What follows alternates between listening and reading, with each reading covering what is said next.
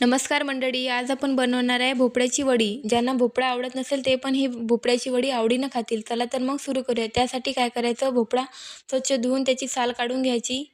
नंतर तो खिसून घ्यायचा.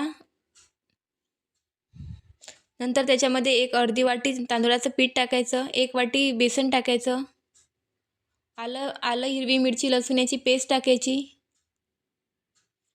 चिंचेचा कोळ टाकायचा, लाल मिरची पावडर टाकायची, हळद टाकायची, चवीनुसार मीठ टाकायचं.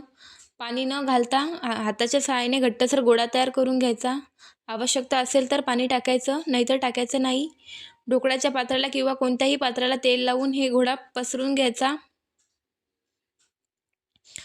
कढईमध्ये उकळत्या पाण्यामध्ये स्टँड ठेवून हे वडी आपल्याला 15 मिनिटासाठी वाफवून घ्यायची आहे. हे बघा, आपले 15 मिनिटं झालेले आहेत. चेक करून बघूया, झालेली आहे. थंड झाल्यावर हे कापून घ्यायची आहे आपल्याला. ही रेसिपी युनिक आणि टेस्टी पण आहे. नंतर ह्या वड्या शॅलो फ्राय केल्या तरी चालतात, डीप फ्राय केल्या तरी चालतात. ही वडी खूप कुरकुरीत आणि आतून मऊ अशा वड्या तयार होणार आहेत. तुम्हाला ही रेसिपी आवडली असेल तर तुम्ही माझ्या व्हिडिओला लाईक करा, शेअर करा आणि सबस्क्राईब करा आणि इन्स्टा आय डीला फॉलो करा.